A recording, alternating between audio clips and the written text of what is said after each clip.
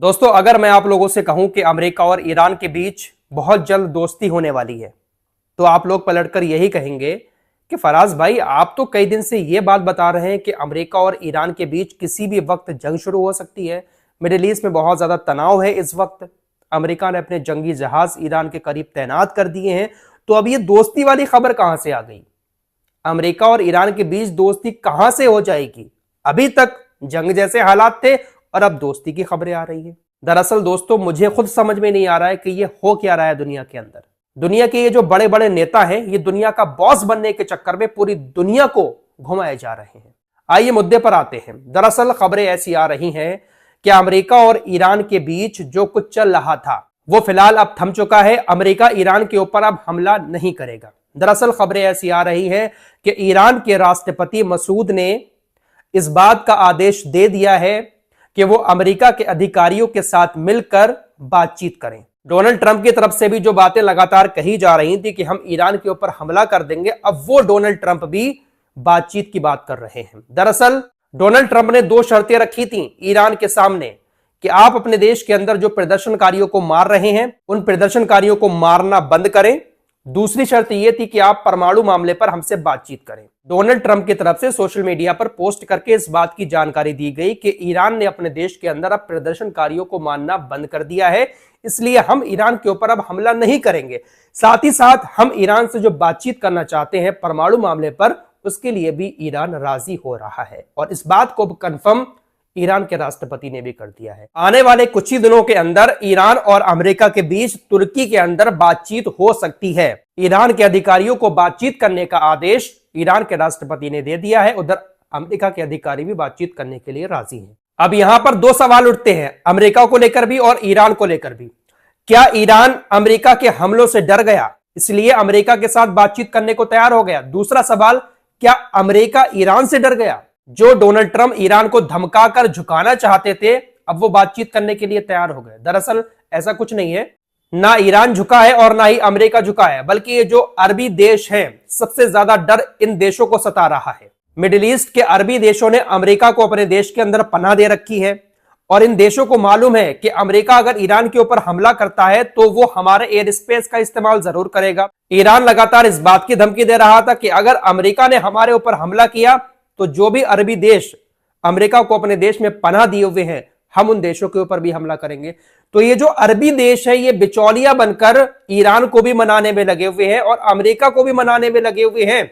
इसीलिए तुर्की के अंदर अब बातचीत के लिए दोनों को राजी किया गया है। अमेरिका और ईरान के अधिकारी आपस में मिलकर बातचीत करेंगे और हो सकता है कि यहां से दोस्ती की शुरुआत हो जाए, क्योंकि मिडिल ईस्ट के अंदर अमेरिका बिना अरबी देशों के सपोर्ट के कुछ भी नहीं है। जब तक अरब देश सपोर्ट नहीं करेंगे तब तक अमेरिका ईरान के ऊपर हमला नहीं कर सकता। सिर्फ इजराइल के साथ मिलकर अगर अमेरिका चाहे हमला कर दे, अमेरिका नहीं कर सकता।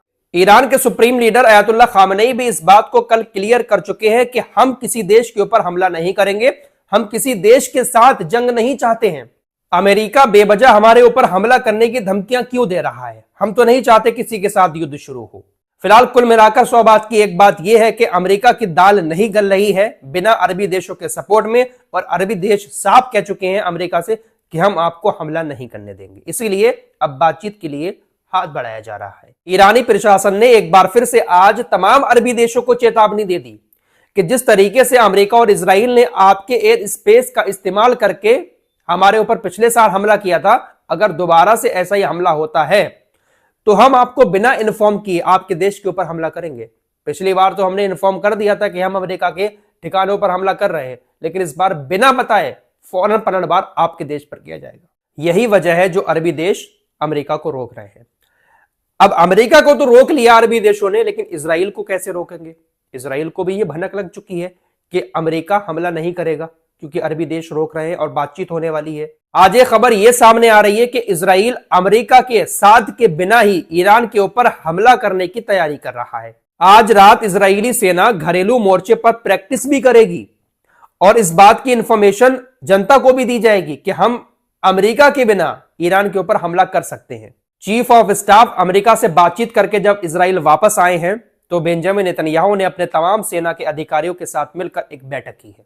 तो अमेरिका के बिना भी इजराइल ईरान के ऊपर हमला करने की तैयारी कर रहा है। क्योंकि सबसे ज्यादा दिक्कत जो है वो मिडिल ईस्ट में इजराइल को ही ईरान से है। अमेरिका तो बेवजह यहां पर अपना पंगा ले रहा है, लेकिन अमेरिका को इतना फर्क नहीं पड़ेगा। अगर ईरान परमाणु बम बना भी देता है, सबसे ज्यादा फर्क पड़ेगा तो वो इजराइल को पड़ेगा, और इजराइल के कहने पर ही, इजराइल का साथ देने के लिए ही मिडिल ईस्ट में परमाणु बम बनाने से अमेरिका ईरान को रोक रहा है। दोस्तों, आपने सुना होगा एप्स्टीन फाइल के बारे में, बहुत ज्यादा चर्चा में एप्स्टीन फाइल। क्या है ये एप्स्टीन फाइल? दरअसल एप्स्टीन एक शख्स का नाम है नहीं बल्कि था, क्योंकि 2019 में एप्स्टीन नाम के शख्स की मौत हो चुकी है। अमेरिका का यह रहने वाला था और एक नंबर का महाअय्याश आदमी था। यह शख्स बहुत ज्यादा अमीर था, इसके पास बहुत ज्यादा पैसा था। ये कितना अमीर था इसका अंदाजा आप इसी से लगा सकते हैं कि दुनिया का शायद ही कोई ऐसा नेता हो जिससे इसकी जान पहचान ना हो, उठना बैठना ना हो। दुनिया के बड़े से बड़े सेलिब्रिटी, चाहे वो हॉलीवुड के हों या किसी और दुनिया के, सबके साथ इसके ताल्लुक थे। अमेरिका का जो भी राष्ट्रपति होता उससे इसके अच्छे ताल्लुक हो जाते। हर नेता से दुनिया भर के इसके ताल्लुक थे, और ये एक नंबर का अय्याश आदमी था। तो आप इससे अंदाजा लगा सकते हैं कि जब ये अय्याश था तो इसके ताल्लुक जिन जिन लोगों से होंगे वो कैसे होंगे, और इसके ताल्लुक क्यों होंगे? क्योंकि ये दलाल भी था। ये छोटे छोटे बच्चियों का शोषण करता था, गलत काम करता था छोटे छोटे बच्चियों के साथ, और जो दुनिया भर के नेता थे उन नेताओं को भी छोटी छोटी बच्चियां परोसता था। ऐसे आरोप लगते हैं और तस्वीरें भी सामने आ रही हैं। दुनिया भर के बड़े बड़े नेताओं के चेहरे सामने आ रहे हैं। यह बंदा बहुत चालाक था, जिससे भी मुलाकात करता था, जिसके साथ भी दलाली करके गलत काम किसी लड़की के साथ करवाता था, उस नेता की तस्वीरें ले लेता था, वीडियो बना लेता था। जो नेता इससे चैट करता था किसी गलत मामले पर, उसकी चैट भी इसके पास थी। इनने सब कुछ सेव करके रखा हुआ था।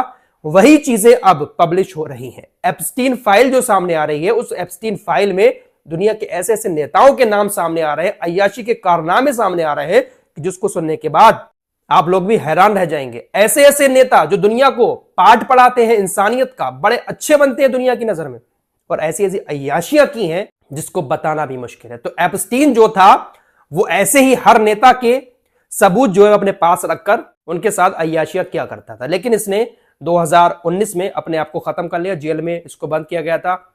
एक मामले में इसको पकड़ लिया गया बच्ची के साथ गलत काम करने के लिए। फिलहाल इसने अपने आप को मार दिया।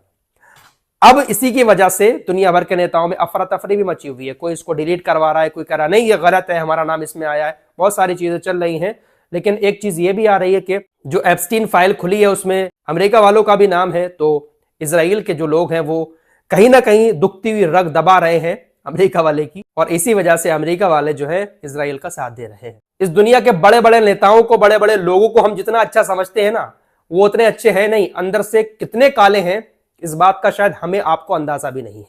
इस रिपोर्ट में इतना ही। कुछ और खबरों के साथ फिर हाजिर होऊंगा। अपना ख्याल रखिएगा। अल्लाह हाफिज।